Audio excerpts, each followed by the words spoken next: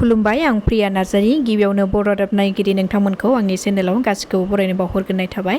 आसा खालामो बयबो मोजाङैनो दङ। नोंथांमोननि थाखाय आं गोदान मोनसे खौरां लानानै फैबावलायबाय। आसा खालामो नोंथांमोना खौरांखौ जोबजासिम नायलांगोन। रायजोआव फिन गेस सिलिन्डारनि गेसनि बेसेनखौ बारायबाय। मैयानिफ्राय गेस सिलिन्डारनि बेसेनखौ 19 किल'ग्रामनि सिलिन्डारनि बेसेनखौ 39 रां बारायनानै होदों। मख'नोगोनांदि थाव कम्पानिया फालांगियारि हेफाजाब खालामनो थाखाय 1 जुलाइआव गेस सिलिन्डारनि बेसेनखौ खमायदोंमोन। नाथाय बे खेबाव फालांगियारि सिलिन्डारनि बेसेनखौ बारायफिनदों। मैयानिफ्राय दिल्लीयाव मोनफ्रोमबो फालांगियारि गेस सिलिन्डारनि बेसेना 1651.50 रां जाबाय। मिया मेथाइ खननानै एरेस्ट खालामजादों धुबुरीनि सासे इउटुबार आल्ताफ हुसेना। आल्ताफ हुसेना गावनो सुजुनाय असमियाफोरनि बेरेखा आरो मियाफोरखौ मदद खालामनाय मेथाइ रोजाबनानै गावनि फेसबुक पेजनि गेजेरजों आपल'ड खालामदोंमोन। बेनि उनाव बे मेथाइया समाजारि बिजोङाव गोबां गोसारनाय लोगो लोगो पुलिसनि आखायाव एरेस्ट खालामजायो आल्ताफ हुसेना। रायजोआव थासारिखौ गुबुंले खालामनाय अजद गोनां मेथाइखौ रोजाबनायनि दायाव इउटुबार आल्ताफ हुसेनखौ पुलिसआ एरेस्ट खालामबाय।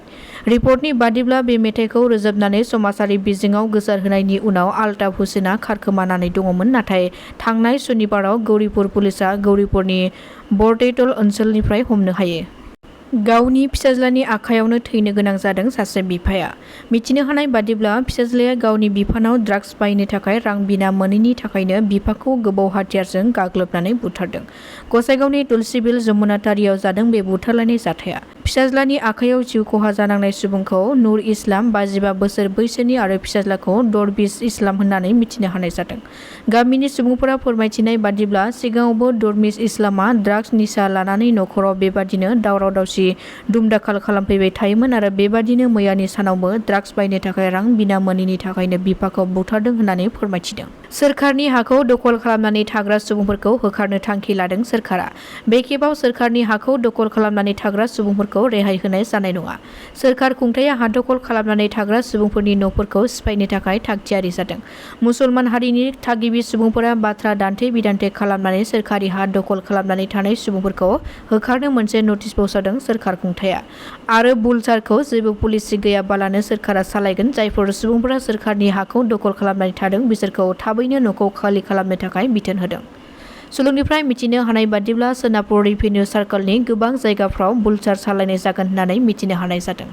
मैया बिश्वनाथ जिल्लानि जयपुर ओनसोलाव सासे फेरिवाला एबा गामि गामि मुवा बेसाद जासिनो फैनाय सुबुङा गंसे न'खराव मुवा बेसाद जासिनो फैनानै न'आव रावबो गैयैखौ खाबु लानानै सासे 12 बोसोर बैसोनि उन्दै लाइमोनखौ जिनाहारि खालामनो नाजादोंमोन। गामिनि सुबुङा फैनायाव खारखोमानो नाजादोंमोन दुथाङा। नाथाय गामिनि रायजोफोरा बेंनानै दुथां फेरिवालाखौ हमनो हायो। बेनि उनाव ओनसोलनि रायजोफोरा रैखाथि बिफाननो खौरां हरनायनि उनाव रैखाथि हानजाया थानायाव लानानै थाङो। मैया तामुलपुर जिल्लानि कुमारिकाटायाव बड'लेण्ड हेन्डलुम मिसननि गेजेरजों आइजोफोरनो जि दाग्रा आइजेंफोरखौ बिटिसिनि हेन्डलुम एन्ड टेक्सटाइल बिफाननि मावफुं सोद्रोमा धनन्जय बसुमतारी बिथाङा राननानै होदों।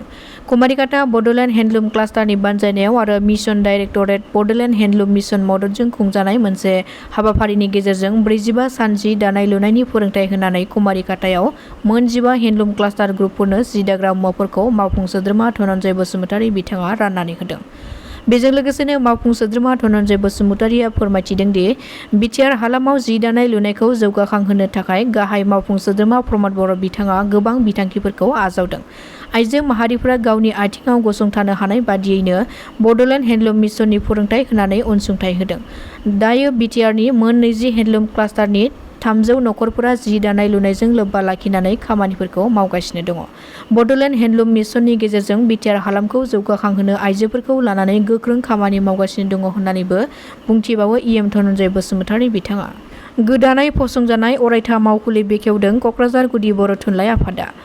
1990 मायथाइयावनो गायसनजानाय क'क्राझार गुदि बर' थुनलाइ आफादा गोलाव सम गावनि मावखुलि गैयालाबानो खामानि मावबाय थानायनि उनाव देग्लायसो गावनि अरायथा मावखुलिखौ मोनफुंनो हादों।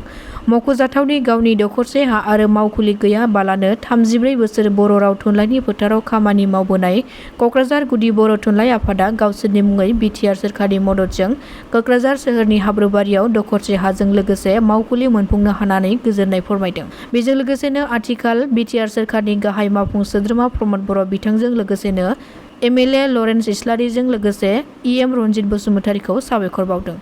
मैया फुंबिलि समाव गोदानै मोननो हानाय क'क्राझार गुदि बर' थुनलाइ आफादनि बे अरायथा मावखुलिखौ इपिपिएल आइजो गांखंनि आफादगिरि एबा क'क्राझार मिउनिसिपाल बर्डनि मासिगिरि प्रतिभा ब्रह्मआ बेखेवनानै होयो। मैयानि बे मावखुलि हाबाफारि बेखेवनायाव क'क्राझार गुदि बर' थुनलाइ आफादनि बिबानगिरिफोरजों लोगोसे ओनसोलनि गोबां रायजो राजाफ्राबो बाहागो लादोंमोन।